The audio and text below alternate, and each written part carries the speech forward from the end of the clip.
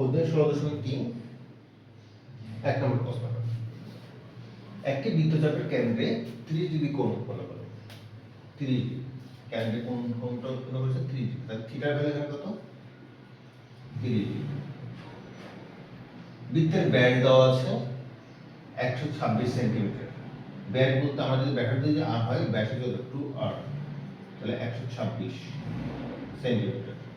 তাহলে r সমান কত? 126/2, 63 সেন্টিমিটার। আমাদের বের করতে হচ্ছে চাপের দৈর্ঘ্য। S is equal to what? S এর আমরা ফর্মুলা জানি, পাই r থিটা বাই 180। তাহলে আমরা ম্যাথটা করে ফেলি, পুরো কোশ্চেন বুঝে বলছে। প্রথমে একটা প্রশ্ন পেয়ে আমাদেরকে কি করতে হবে? প্রশ্নটা ব্রেক ডাউন করে ফেলতে হবে। কি কি তথ্য দেওয়া আছে শর্ট নোটে নিতে হবে। অ্যাঙ্গেল দেওয়া আছে, ব্যাস দেওয়া আছে, কি বের করতে হবে? চাপের দৈর্ঘ্য S বের করতে হবে। তাহলে আমরা সমাধানটা কিভাবে করব? প্রথমে যেগুলো দেওয়া আছে ওগুলো আমরা লিখে নিব। আর মনে করি যেহেতু চাপ বের করতে হবে, চাপটা আমরা মনে করে দিতে পারি। মনে করি চাপের দৈর্ঘ্য S সেন্টিমিটার। যেহেতু একক সেন্টিমিটার দেওয়া আছে, আমরা এটা সেন্টিমিটার নিয়ে নেব। সবকিছু আমরা একই একক করার চেষ্টা করব। এবার দেওয়া কি আছে? দেওয়া আছে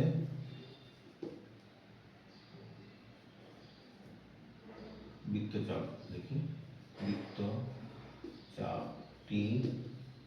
দ্বারা কেন্দ্রে উৎপন্ন কোণ থিটা সমান কত? 30 ডিগ্রি এবং বৃত্তের ব্যাস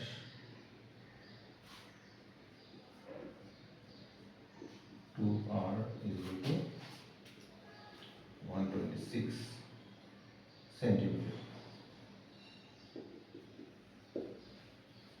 সুতরাং ব্যাসার্ধ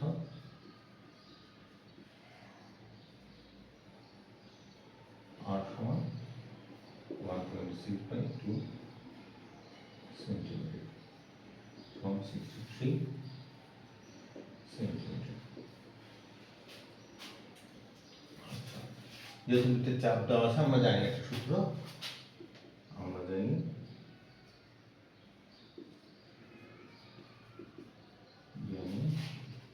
S equals pi r theta divided by 180 equals pi হচ্ছে 3.1416 into আমাদের r আসছে কত? 63, থিটা ভ্যালু হচ্ছে 30,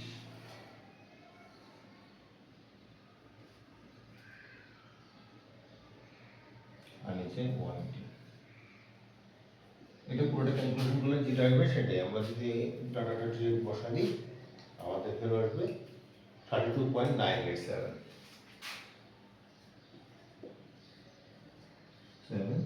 সেন্টিমিটার। সুতরাং নির্ণেয় বৃত্তচাপের দৈর্ঘ্য সমান 32.987 সেন্টিমিটার। আচ্ছা, একটা জিনিস প্রায় দিতে হবে, কারণ আমি অনেক কিছু বাদ দিয়েছি, কারণ এখানে তো অনেকগুলো সংখ্যা ছিল। তাই আমরা এইসব টাইপের ম্যাথ করার সময় আমরা অবশ্যই প্রায় লিখব। এই প্রশ্নটা বুঝি আমি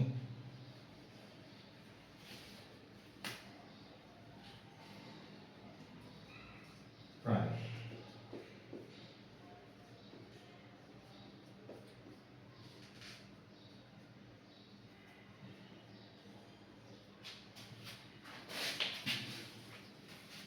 তাহলে আমরা এটা